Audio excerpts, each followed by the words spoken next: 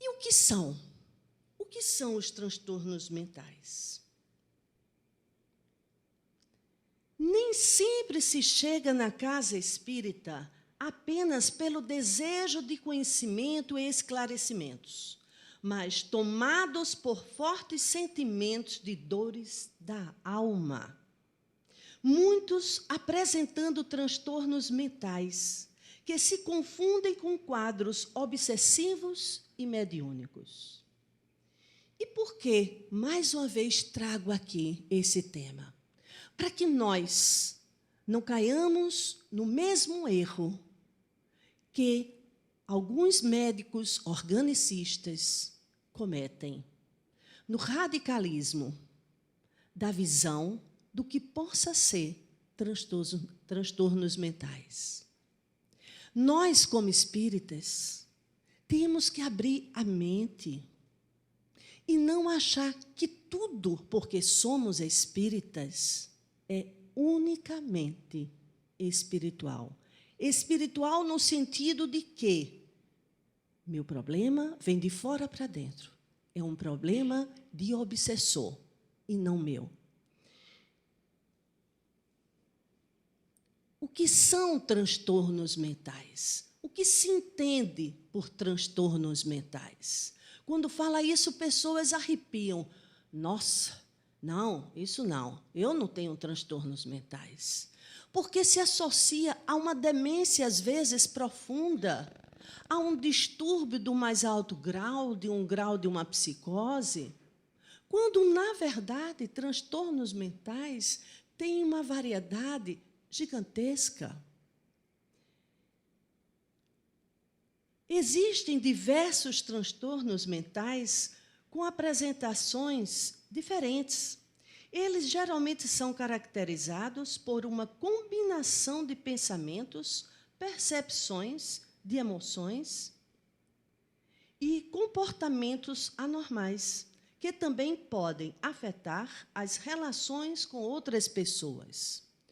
Quando nós estamos acometidos de um transtorno desse, nós não só vivemos nossos conflitos, nossas guerras internas, mas, devido a toda essa inquietação, isto gera dificuldade de relacionamento, muitas vezes, na família, na vizinhança, no centro espírita, na escola, na faculdade, no trabalho, enfim, por onde passamos.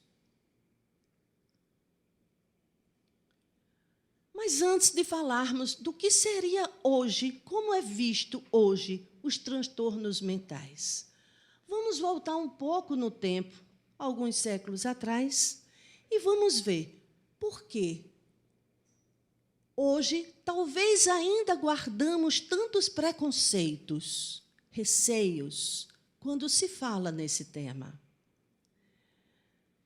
Como eram vistos no passado? Na Europa, durante a Inquisição, muitos doentes mentais foram acusados de bruxaria, de estarem possuídos pelo demônio, e foram queimados em fogueiras nas praças públicas. Até 1801, quando o médico francês Philippe Pinel libertou os loucos, entre aspas, estes ficavam acorrentados em prisões ou porões de castelos, como se fossem criminosos perigosos.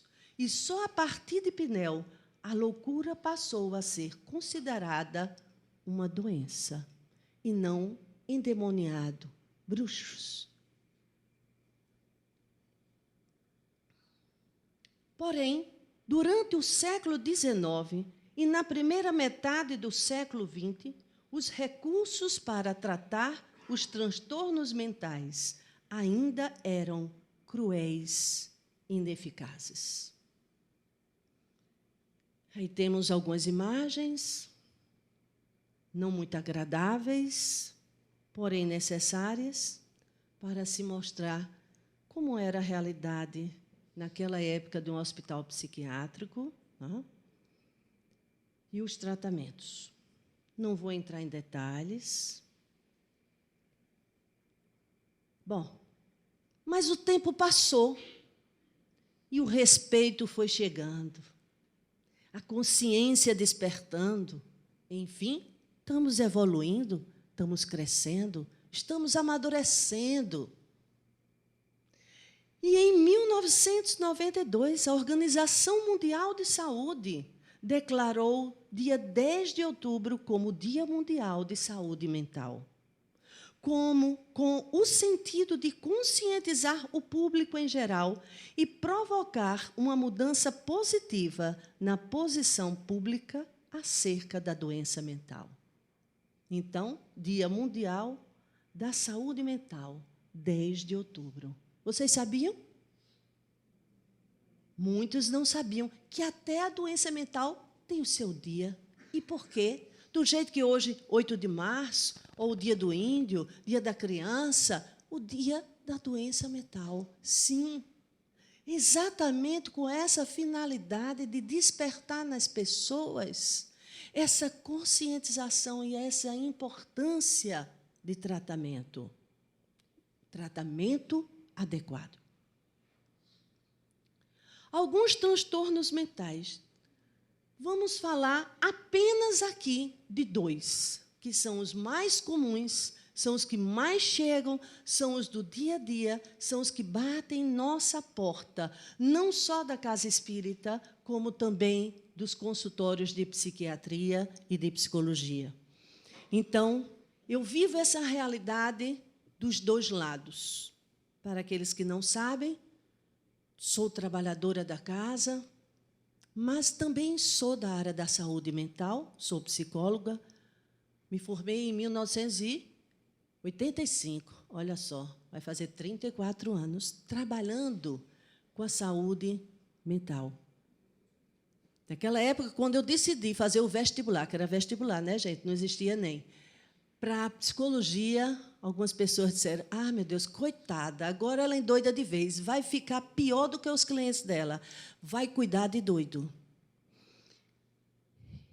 E hoje, 34 anos depois, se tivesse que fazer novamente a escolha, eu faria tudo de novo. E peço a Deus que, quando chegar no plano espiritual, me coloque para estagiar em alguma clínica do plano espiritual, para aprender mais. E, quando retornar, se puder vir de novo nessa tarefa, será uma grande satisfação. Porque cresce o cliente e cresço eu. E cresço a cada sábado, quando aqui estou atendendo as pessoas.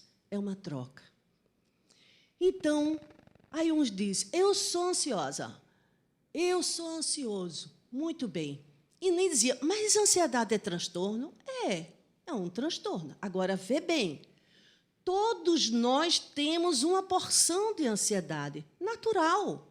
Quando eu estava ali sentadinha, esperando minha hora de começar aqui, refletir junto com vocês, eu estava ansiosa. Quando André chegou, cadê André? Está por aqui? Está não.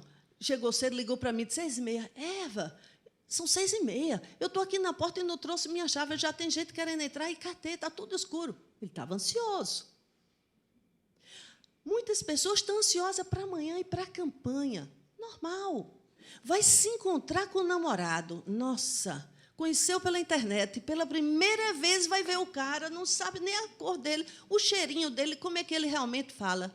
Estou ansiosa, o coração saindo pela boca, taquicardia. Mas depois que encontra, acalma, não é?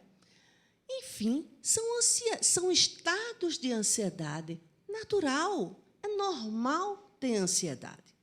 Agora, quando minha ansiedade eleva-se, chegando a me trazer sintomas e me desestruturando em vários aspectos, tomando uma maior intensidade, essa ansiedade deixa de ser uma sensação corriqueira da natureza humana para ser algo patológico.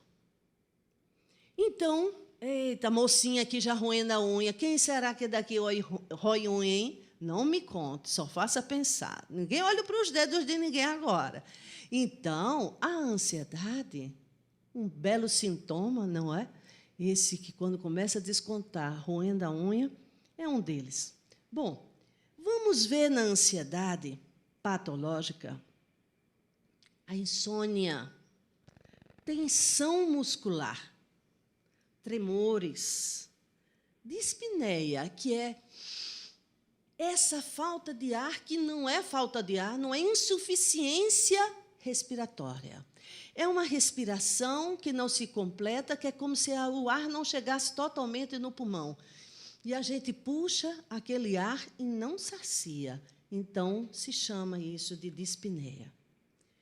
Medos irracionais, dor no peito. Gente, é interessante como a ansiedade se materializa. Um grau elevado de ansiedade, você sente o seu peito comprimido, como se tivesse um rolo compressor, amassando. É o famoso aperto no peito. Taquicardia, que são batidas a mais do coração, aceleradas. Sudorese, que é a transpiração excessiva. Dor de cabeça, náuseas, vômitos. Quantas pessoas que chegam mesmo a vomitar? Súbita necessidade de evacuar, as diarreias. Vai pegar o avião, na hora de ir, ai, peraí, deixa eu ir correndo ali no toalete. E, nossa, ou a vontade de urinar, ou muitas vezes vem cólicas intensas. Pessoas que vão fazer concurso, Enem, se submeter a uma seleção. Quantas pessoas que perdem, às vezes, uma prova, uma avaliação, uma situação por um quadro intenso de somatização da ansiedade. Inquietação, anestesia, que é umas dormências, e formigamentos, podendo ter nos braços, nas pernas, nas mãos, etc. Então, dentro da ansiedade, vamos ver os quadros de ansiedade generalizada, que perdura. Vamos ver os transtornos de pânico, que estraga muitas vezes a vida de muitas pessoas, impossibilitando de sair, dando a fobia social, impedindo de ir ao trabalho, impedindo de ir para a escola, impedindo de chegar até na casa espírita, porque se toma de uma angústia profunda, e essa sensação do pânico, quando vem, ela vem de uma forma tão intensa, tão profunda, que ela dura em torno de 10 a 30 minutos, geralmente. Com todos esses sintomas, inclusive com sensação de morte iminente, de que você está prestes, naquele momento, a morrer. E aí, nessa hora, se chama ambulância, se corre para o hospital, se sai correndo. A pessoa jura que vai morrer naquela hora. 30 minutos depois, quando chega no médico, tem nada. Ai, é triste, o médico olha e fez, não tem nada, que ela não tem problema nenhum. Deve ser só psicológico.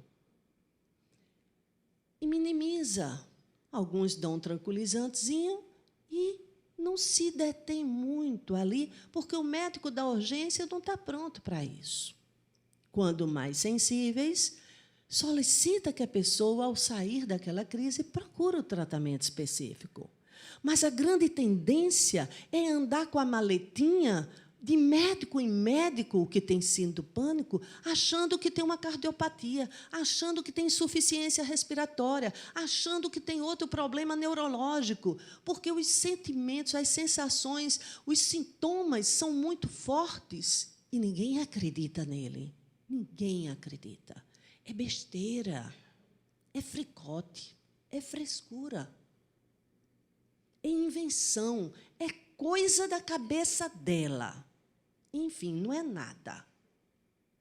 E a pessoa sofre. E sofre porque é desacreditada. Sofre porque ninguém consegue se colocar no lugar dela e sentir aquele sofrimento. E aí começa a viver os preconceitos, as discriminações. E aí, quando chega numa casa espírita, o que é que pode acontecer ou em outro movimento religioso? Minha irmãzinha, isso é falta de fé, isso é falta de Deus. Quantos que são considerados como falta de fé e falta de Deus? E aí vamos para esse outro transtorno, o transtorno do humor, que dentro dele está a depressão, também está o transtorno bipolar. Mas eu não vou entrar nele aqui, porque a ansiedade, ela está em todas as patologias, em todos os outros itens. E a depressão, ela também está no transtorno bipolar. A depressão pode ficar associada com a ansiedade, a depressão pode estar na esquizofrenia, a depressão está em outros lugares. Então, falando de ansiedade e depressão, dá para ter uma noção geral.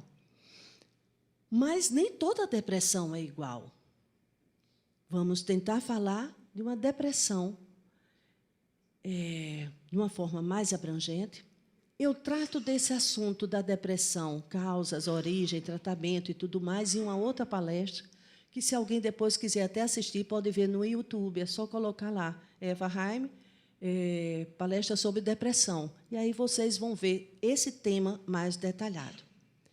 Então, quantos casos nos chegam com quadro depressivo? Muito, talvez, mais frequente do que propriamente de ansiedade. E aí, essa famosinha depressão, que todos vulgarizaram seu nome. Estou deprimida. Não, gente, não digam assim a toda hora que estou deprimida. Digam que estou triste. Tristeza é uma coisa, depressão é outra. Tristeza é uma condição humana, um sentimento humano, uma sensação humana, natural. Eu tive uma perda, estou triste. Fui me despedir de alguém, fiquei triste. Alguém desencarnou, estou triste. Não consegui alcançar uma meta tal, estou triste. Fui aborrecida, tive um aborrecimento com alguém, alguém não me compreendeu, isso me deixou tão triste. Normal? Acabou o namoro, o casamento, estou triste. Agora, chamar a tristeza de depressão, aí é outra história.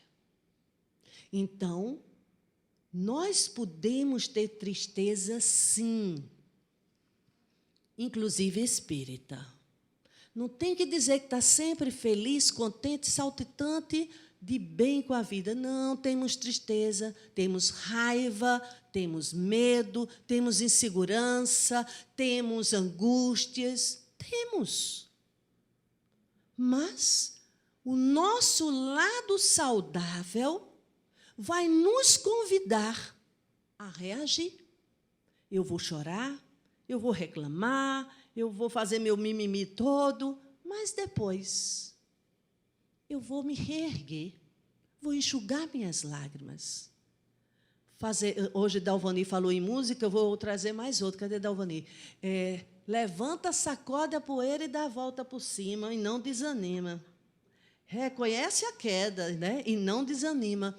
Então, é isso aí, é a capacidade que nós temos de ir nos buscar, como a sua música que você falou aqui tem, Eu Caçador de Mim, não é? E me buscar e me trazer para a saúde.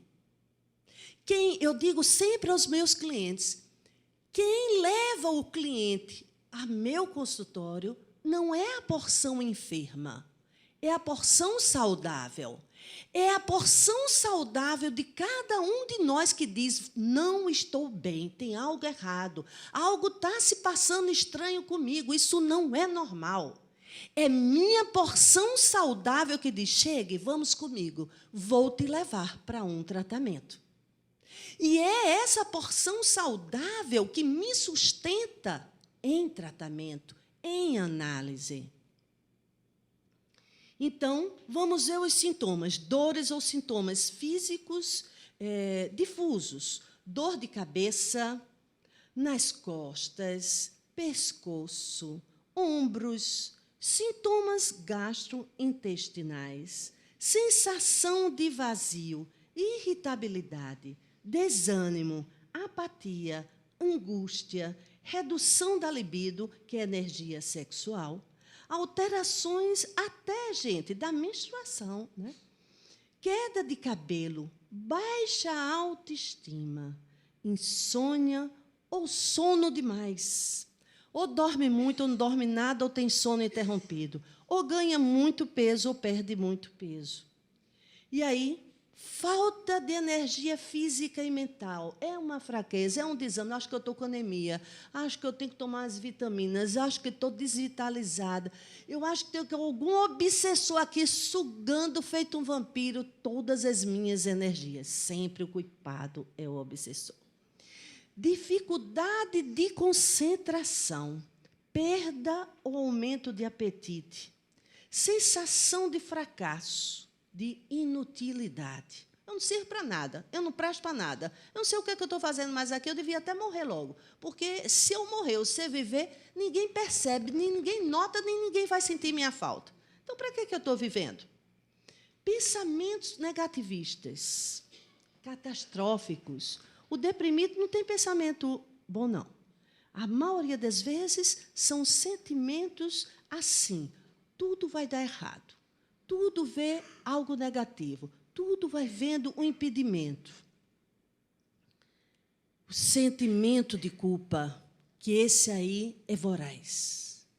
Então, na base dos processos depressivos, existe, de uma forma maciça, o sentimento de culpa. E é esse sentimento de culpa que leva a ideias suicidas, ou a praticar o ato suicida.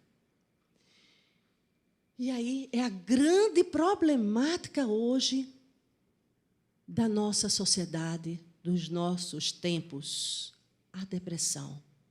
O suicídio, inclusive em crianças, não é só em adolescentes, em adultos, mas também crianças e idosos.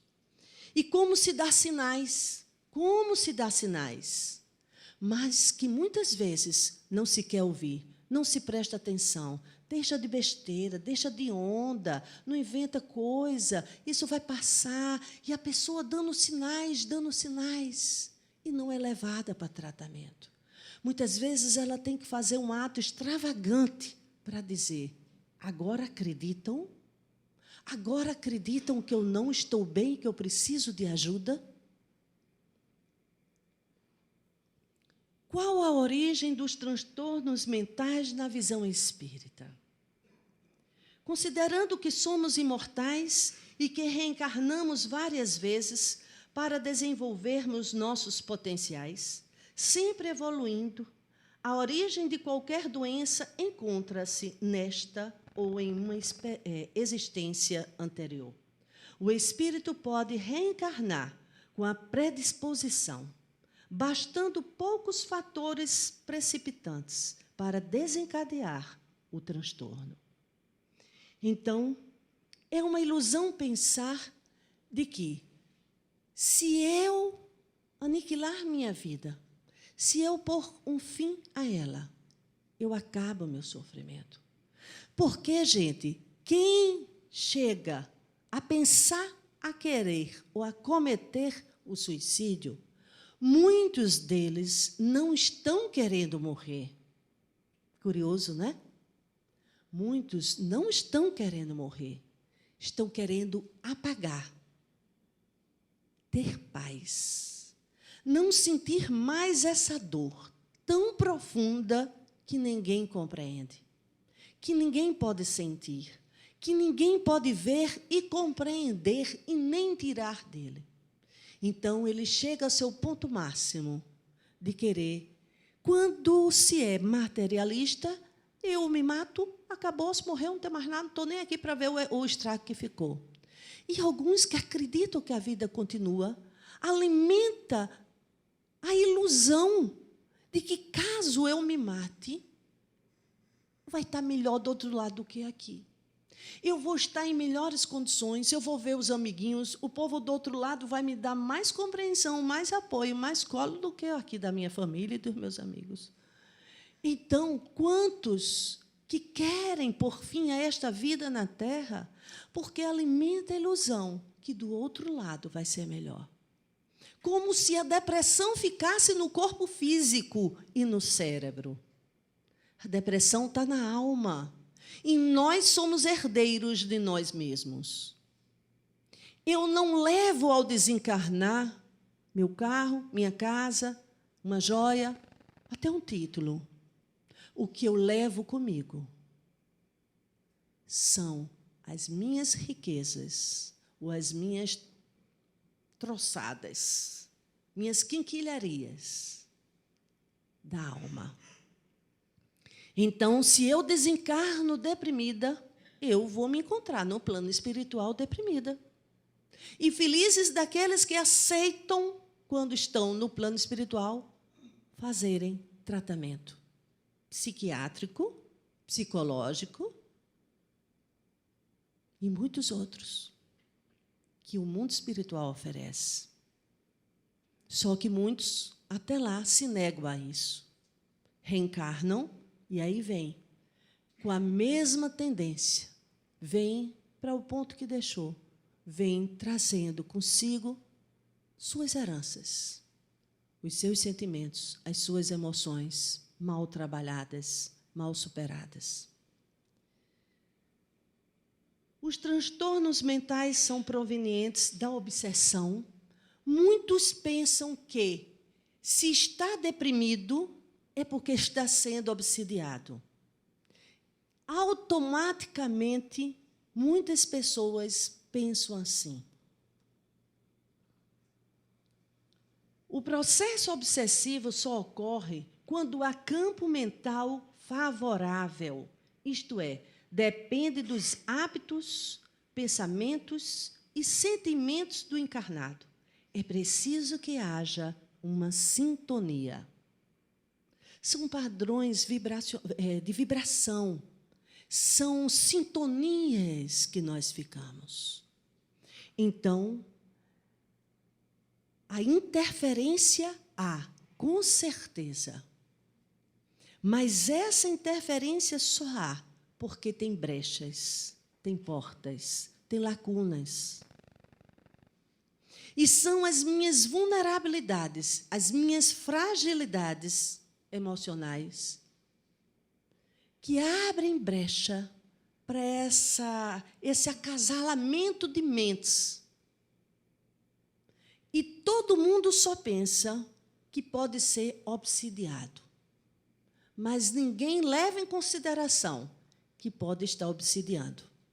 Mas como? Eu estou encarnada. Sim, mesmo encarnado. Eu posso estar obsidiando quem mora comigo. Eu posso estar obsidiando um ente querido que está no plano espiritual. Então, não é só desencarnado que vai fazer esse processo de obsessão, essa influência de uma mente sobre a outra.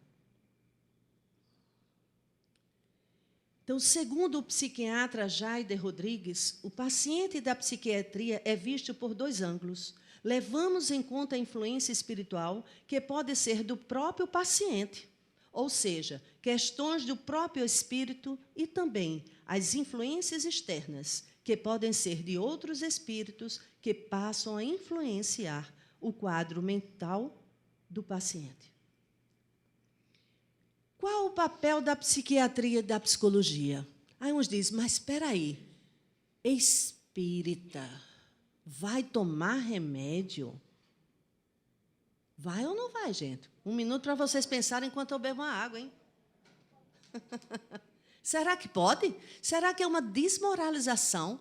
É um absurdo? Eu escuto com muita frequência assim, quando eu digo, já procurou psiquiatra? Não. Por quê? Ave Maria, remédio faz mal, dá efeitos colaterais. Eu fiz depressão também. Não, mas faz muito mal para isso. Eu fiz depressão também, inclusive para o lado do outro andar, faz muito mal. Não é? Não trabalhar, não sair da cama, estar lá encolhido, no escuro, isolado da vida, só pensando e moendo toda aquela desgraça, também faz mal. Só que não trata. E o remédio pode até trazer alguns efeitozinhos colaterais, temporariamente, mas que vai estar tratando. Então, essa psiquiatria de hoje não é a psiquiatria do século XIX, nem mesmo da do início do século XX até há 30, 40 anos atrás. É uma outra psiquiatria. E que ela traz, sim, muita contribuição. E que, em muitos casos, não adianta só pensar que, vindo na casa espírita, vai estar resolvendo o problema. Não vai estar. Muitos querem dizer, eu só quero a terapia, medicamento não. E muitos dizem, eu só quero medicamento. Essa história de terapia, de jeito nenhum, vou nada. Está lá falando para outra pessoa ficar ouvindo, sabendo da minha vida. Não, eu não quero isso, não. O medo de se encontrar consigo, ou como dá medo, eu acho que nessa vida é de que mais se foge de si mesmo. O medo de se ver sem véu, sem máscaras. Se ver com toda a sua fragilidade, mas com todas as suas virtudes, com toda a sua sombra. Porque passamos na vida muito tempo com um falso eu, um falso ego. O eu que eu gostaria de ter, o eu que eu gostaria de ser. Então, eu acredito que sou isso. E, de repente, sai dali da pessoa inesperadamente uma onça, um leão, uma cobra. Nossa, estou surpresa com fulaninha. Eu não acreditava, eu estou boba. Eu acho que foi um obsessor. Só pode ter sido algum obsessor que atuou ali, que ela falou daquele jeito e atuou daquela forma. Porque, olha, era outra pessoa. Era a pessoa que estava escondida. E que muitos coleguinhas, realmente do outro lado, sabendo daquela onça que está ali escondidinha, vão lá e sabem catucar a oncinha bem direitinho para que ela bote as unhinhas de fora. Mas eles não criam o que não existe.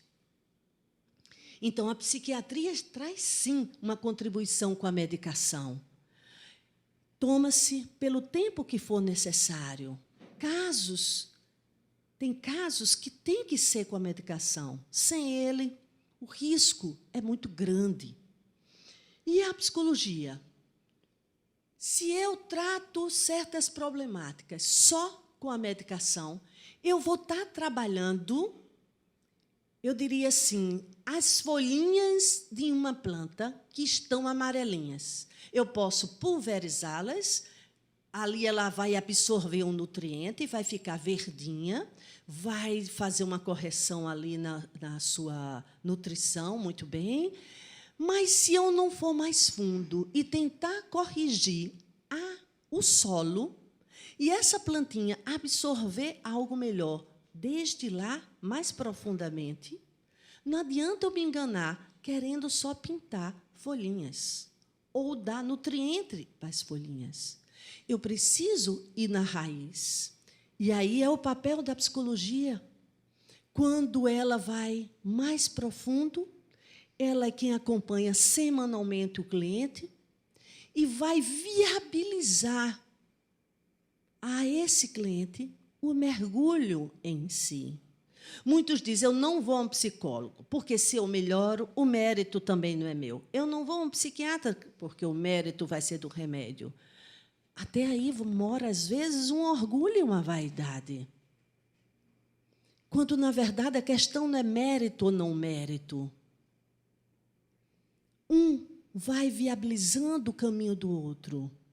Vai abrindo, vai clareando, vai grifando e destacando passagens que vão favorecendo aquele cliente a entrar em reflexões, a mergulhar em si, a ter coragem de se olhar no espelho. Forte não é aquele que nunca sentiu dor e tristeza ou raiva. Forte é todo aquele que reconhece seu lado frágil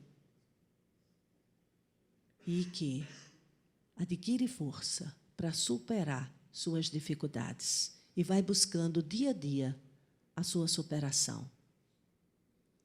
Então, a psicologia vai favorecer esse crescimento que vai casar muito bem com a conduta dentro de uma casa espírita, com a proposta do espiritismo, da chamada reforma íntima, que aqui tanto se chama.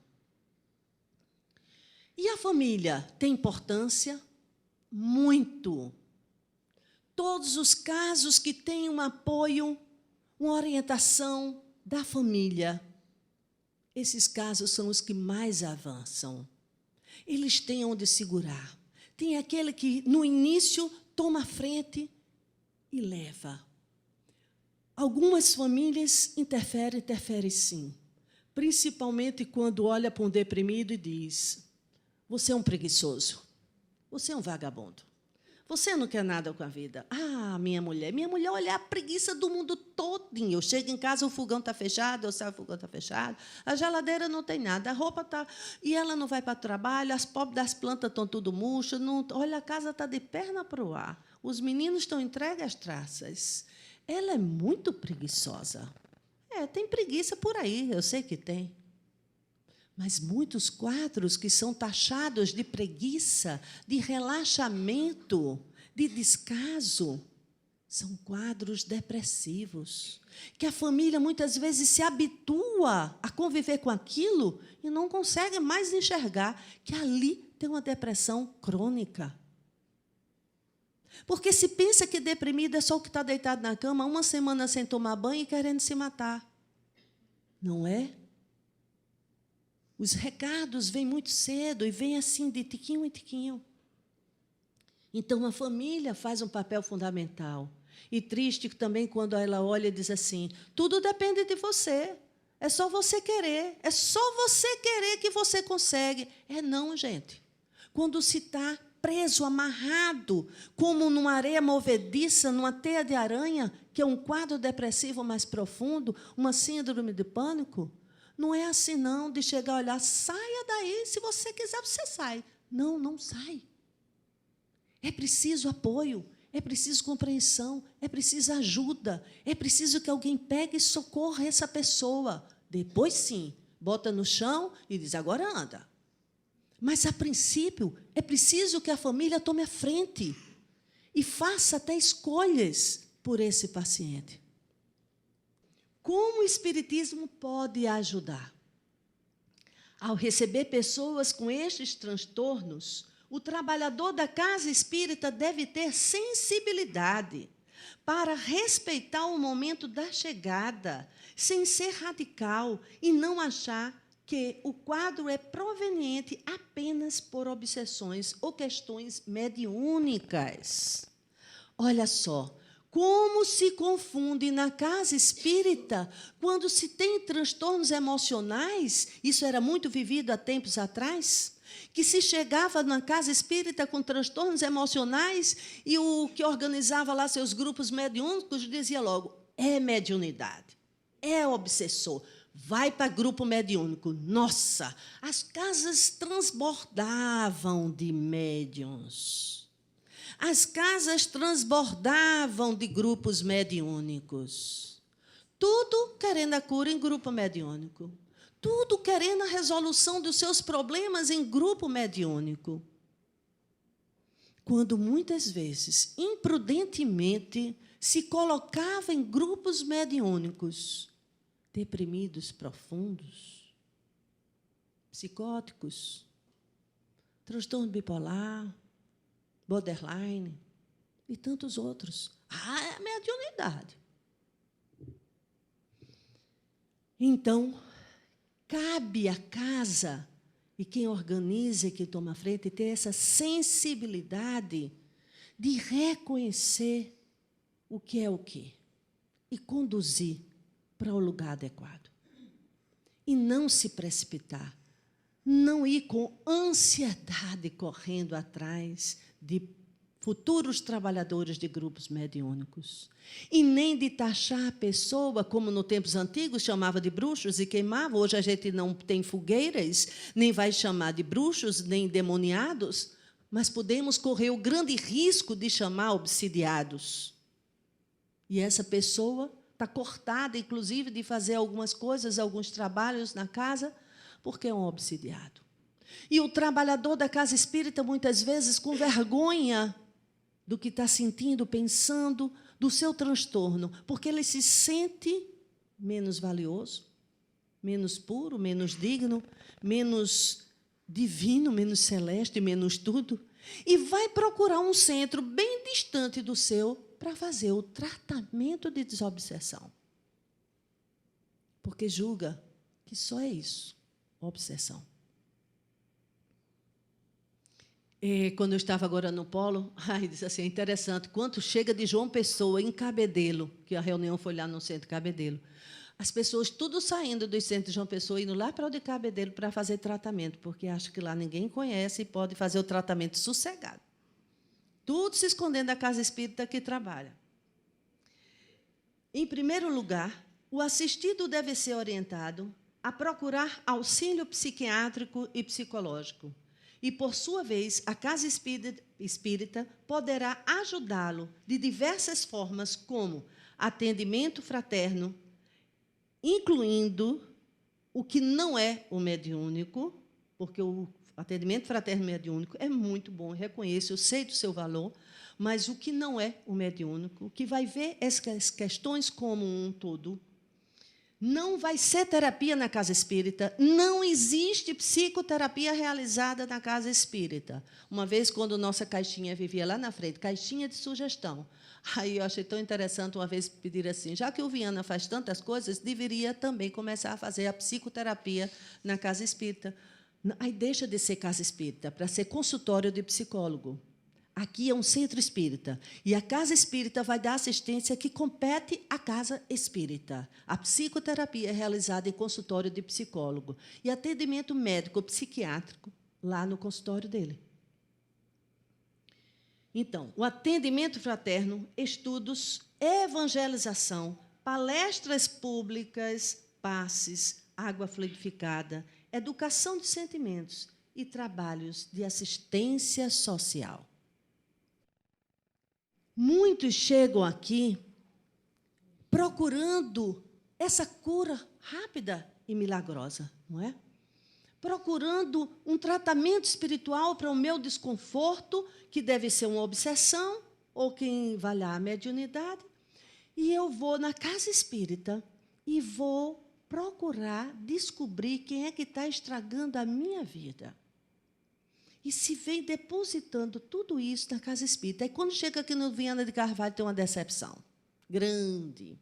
Porque ele não vai bater papo com o obsessor. Ele não vai escutar o obsessor falando para ele que vai se vingar dele, que ele foi no passado, que traiu, que fez isso. Não, ele não vai fazer isso.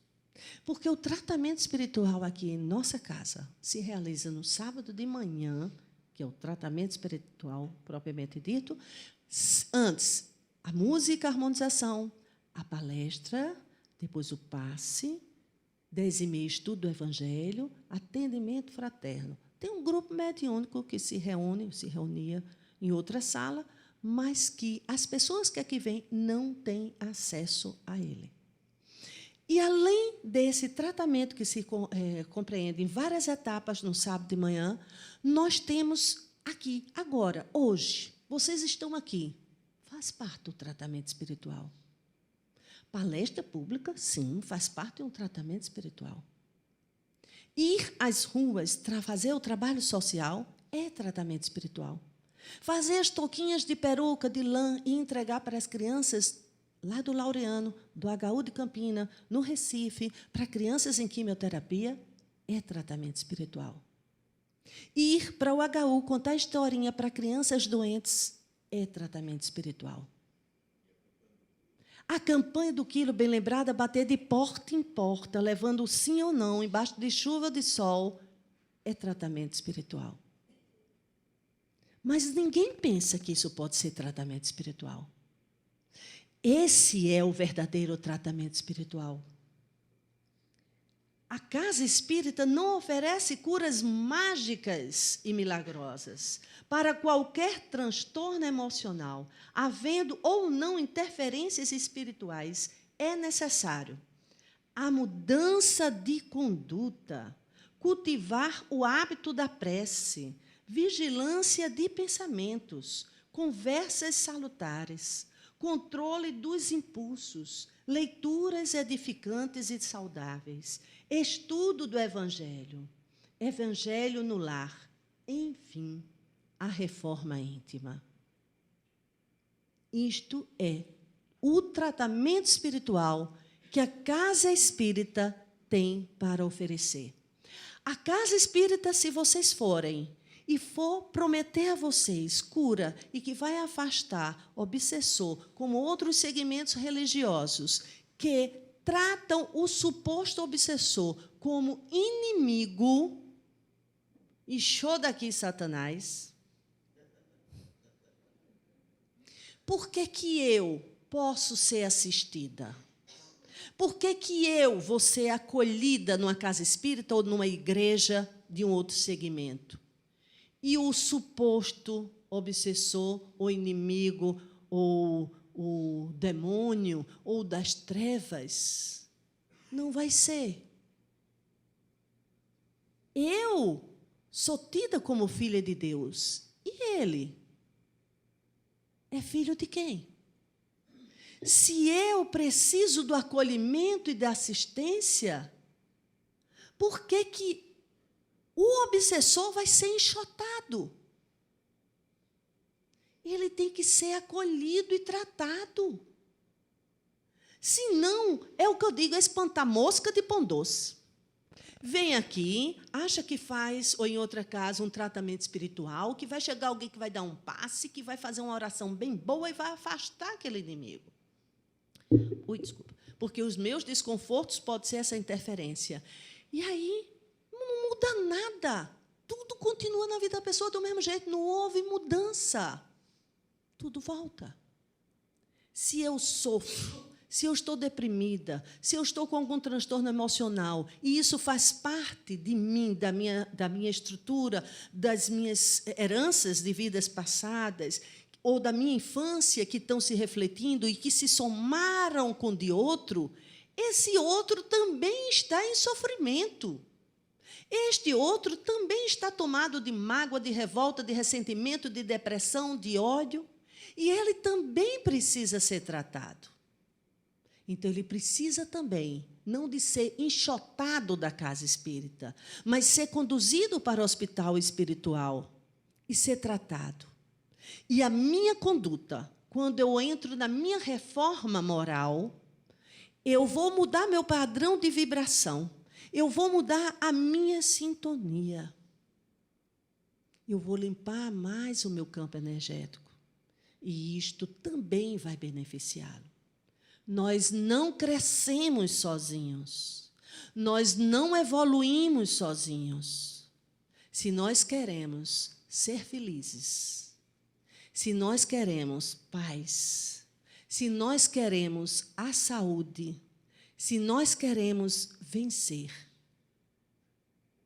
que possamos nós levar paz, levar felicidade, levar saúde, levar braços, mãos estendidas a quem também sofre. E juntos cresceremos, porque assim deve ser a evolução do nosso planeta. Um crescimento coletivo. Quando eu reencarno, eu não reencarno só para que eu possa progredir. Eu reencarno para ajudar o progresso do planeta. Nós todos evoluindo. Muita paz a todos vocês.